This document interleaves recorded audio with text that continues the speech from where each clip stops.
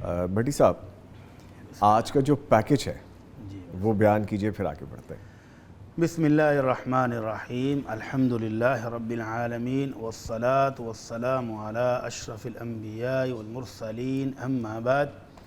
Niamey بھائی، ہمارے ایک بہت بڑے دشمن صاحب ہیں جو ہر وقت پیچھے لگے رہتے ہیں، چھوڑتے نہیں ہیں انسانوں کو، اور خاص طور پر وہ مسلمان جو عقیدے کا مضبوط ہو جاتا ہے، جو اپنے اعمال میں بہتری لے آتا ہے، جو گناہوں سے دور رہنا شروع ہو جاتا ہے، اس کے ساتھ اس کی جنگ بہت تیز ہو جاتی ہے، پھر وہ اس کو پریشان کرتا ہے۔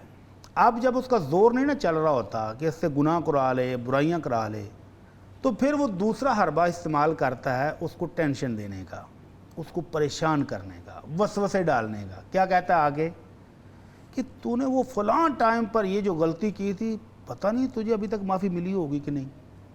آپ نے کبھی سنا کہ اچھا خاصا نمازی آدمی، ہماری نمازی بہنیں وہ فون کرتی ہیں کہ جی وہ مجھ سے غلطی تو ہو گئی، لیکن اسی میں نے توبہ بھی کی، بار بار بھی کی، میں نے صدقہ بھی کیا، میں نفل بھی پڑھ رہی ہوں، لیکن پتہ نہیں کیوں دل پریشان رہتا ہے۔ تو وہ پریشان کیا ہے؟ اللہ تو ارحم الراحمین ہے، غفور الرحیم ہے۔ آنسو کا ایک قطرہ ندامت کا جب گرتا ہے تو وہ پچھلی ساری زندگی کی سیئیاں دھونے کے لیے کافی ہوتا ہے، پھر بھی پریشان کیوں ہیں؟ تو یہ وہ شیطان ہے جو اندر آ کر آپ کو پریشان کرتا ہے کہ اللہ آپ کا ناراض ہے۔ تو بھی ہم کوشش کر رہے ہیں اس کو راضی کرنے کی، آپ کو کیا مسئلہ ہے؟ تو کہتا نہیں، وہ آپ نے جو نمازیں پڑھی تھی وہ نہیں قبول ہوئی ہوں گی، آپ کا وہ جو حج آپ نے کیا وہ بھی خطرے میں ہے، آپ نے جو صدقہ خیرات کیا وہ بھی ایسے ہے۔ تو وہ انسان کو اندرونی طور پر پریشان رکھ کے، تو عبادت سے جیسے بندہ ٹینشن کا شکار ہو جائے گا تو وہ ظاہر نماز بھی پھر کیسے پڑھے گا؟ یکسوئی نہیں رہے گی، پریشان ہو کے وہ سب کچھ چھوڑ کے بیٹھ جائے گا۔ تو یہ اس کا بہت بڑا حربہ ہے کہ مومن کو وسوسے ڈال کر کبھی اللہ کے بارے میں، کبھی اس کی رحمت کے بارے میں، کبھی اس کے غصے کے بارے میں مختلف قسم کے خیالات ڈال کے تو بندے کو مایوس کرنا اس کا ہدف ہوتا ہے۔ تو اللہ رب العزت نے اپنے محبوب محمد الرسول اللہ صلی اللہ علیہ وسلم کی زبانی اعلان کروایا کہ میرے محبوب اعلان کر دو، اللہ کن کے لیے؟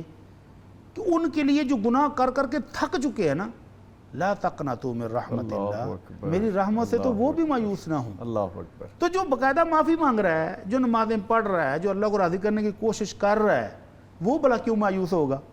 تو شیطان ان کو جو پریشان کرتا ہے، آج کا پیکج اس پریشانی کا حل ہے کہ ہمارا وہ بھائی، وہ بہن جو اللہ رب العزت کو راضی کرنے کی بھرپور کوشش کر رہا ہے، محنت کر رہا ہے، نیکیاں کما رہا ہے، پھر بھی شیطان آ کر اس کو ڈنگ مارے تو کرنا کیا ہے؟ وہ فوراً زبان سے پڑھے هو الاول والآخر والظاہر والباطن وهو بكل شيء علیم، کہ وہ میرا اللہ سب سے پہلے وہی تھا، کائنات اس نے بنائی ہے، اس سے پہلے کچھ نہیں تھا، وہی آخر میں ہوگا، سب کچھ فنا ہو سکتا ہے، تباہ ہو جائے گا، ختم ہو جائے گا، لیکن وہ ذات اس وقت بھی موجود ہوگی۔ میرا ایمان اس پر ہے، میں تو اس کو ماننے والا ہوں۔ وہ ظاہر بھی ہے اور وہ باطن بھی ہے۔ ظاہر کا مطلب ہے کہ پوری کائنات کی ہر مخلوق پر اس کی قدرت، اس کا حکم چلتا ہے، وہ غالب ہے، اس کے سامنے کوئی بول بھی نہیں سکتا اور اس کے مقابلے میں کوئی آ بھی نہیں سکتا۔ تو میرا تعلق تو اس ہستی کے ساتھ ہے جس کے پاس ہر قوت، ہر طاقت، ہر وسیلہ، ہر سبب تو اس کے پاس ہے، میں اس کے ساتھ جڑا ہوا ہوں، تو مجھے پریشانی کیا ہے؟ اور وہ باطن بھی ہے، یعنی جس طرح انسان کا پیٹ اس کے جسم کے ساتھ ہے، وہ مالک کہتا ہے میں بھی بہت قریب ہوں، میرے بندے پریشان نہ ہو، تو وہ آواز دیکھ کے تو دیکھ میں سنتا کیسے ہوں تیری۔ اور اس کا ایک معنی وہ بھی ہے کہ وہ ہر چیز سے ظاہر بھی ہو رہا ہے، ہر چیز میں اس کی قدرت نظر آ رہی ہے، وہ گواہی دے رہی ہے کہ ایک اللہ اس کائنات کو چلانے والا ہے۔ زمین پر دیکھیں، رات کو ستارے دیکھیں، چاند کو دیکھیں، سورج کو دیکھیں، پوری کائنات میں غور و فکر کریں تو اس کو بنانے والا، چلانے والا وہ مالک ہے نا۔ تو یہ چھوٹا سا انسان یہ کیا ہے؟ یا یہ اس کو نہیں چلائے گا؟ اور وہ مخفی ہے، پوشیدہ ہے، ابھی اس نے اپنا نورانی چہرہ چھپایا ہوا ہے، نورانی پردوں میں چھپایا ہوا ہے، بہت پوشیدہ ہے، کسی کو دکھائی نہیں دیتا، لیکن اپنی رحمتوں کے ذریعے، اپنی برکتوں کے ذریعے، اپنے فضل و کرم کے ذریعے وہ ہر جگہ دکھائی بھی دے رہا ہے۔ تو باطن کا مطلب ہے کہ وہ خود پوشیدہ ہے، اتنا پوشیدہ کہ کوئی دیکھ نہیں سکتا۔ اور نبی رحمت صلی اللہ علیہ وسلم فرماتے ہیں حجابہ النور، اس نے نورانی پردے اپنے چہرے پر ڈالے ہوئے ہیں، اگر وہ اپنا چہرہ مبارک دکھا دے تو جہاں تک اس کی نظر جائے کائنات بسم ہو جائے، کسی میں سکت ہی نہیں ہے دیکھنے اللہ کی۔ اکبر، البتہ جنت میں اللہ اللہ اکبر۔ وہ مالک اپنے بندوں کو وہ قوت بھی دے گا دیکھنے کی، اور ان کی ساری صلاحیتیں لا کر دے کر جنت میں زیارت بھی کروائے گا، یہ ہمارا ایمان ہے۔ تو وہ اس اللہ کے ساتھ جو اول بھی ہے، آخر بھی ہے، ظاہر بھی ہے، باطن بھی ہے، وَهُوَ بِكُلِّ شَيْءٍ عَلِيمٌ، وہ ہر چیز کو جانتا بھی ہے، بے شک، ہر چیز پر قدرت بھی رکھتا ہے۔ تو جس بندے کا تعلق اس مالک کے ساتھ ہو جائے، وہ شیطان کے وسوسوں میں نہیں آتا، پھر وہ مضبوط ہو جائے قلبی طور پر۔ شیطان اگر وسوسہ ڈالے تو تمہاری وہ دعا، نماز، توبہ قبول نہیں ہوگی، اس کو چل جا دو، اعوذ باللہ من الشیطان الرجیم۔